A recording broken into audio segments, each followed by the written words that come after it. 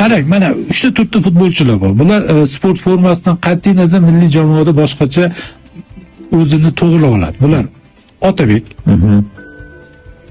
Qanaqa klubida qanaqa holatda bo'lmasin, agar to'g'ri nastroy qila olsa, kayfiyati yaxshi bo'lsa, o'zini ruhan anaqa qilsa, Eldor, Jaloliddin, bular uchalasi milliy jamoamiz yuragi. Hali ishoning, na Husanov, na Abbos hali bular darajasiga boradi. Bular darajasiga olayotgan maoshingiz bilan o'ynayotgan klubingiz statusi bilan yetib bormaysiz.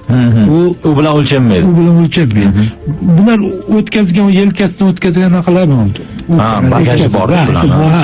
Bor. O'shaning uchun men Jaloliddin Masharif jarohat olganda, Oston jarohat olganda xavotir oldim. Mesenda bo'lsa yaxshi bo'lmadi, ish qilib jarohatdan tuzalsin, tezroq sport bo'lmas qaytib.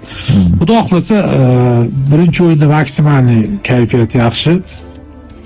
Menimcha pressing qilib, to'p nazoratini o'zimizga olib, Qirg'izistonga biz o'zimizning anaqani majburlaymiz deb o'ylayapman.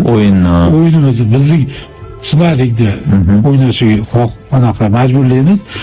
Eron bilan baribir Eronning o'sha o'yinni sovutib, o'ldirib, muzlatib bir qanaqadir harakatlar qilamiz. Endi baribir ozodlikda qiyin bo'ladi. Eron hozir o'tgan dasturda ham gaplashdik-ku, Eronni siz hisoblaysiz shekilli adashmasak, Eronning bizning futbolchilar yulduzroqda dedingiz-ku. Yo'q, birinchi marta Erondan qo'rqmay kuchsiz bo'lmagan holda maydonga chiqdingiz. Baribir kim kelsa ozodlikda mehmonlarimizda.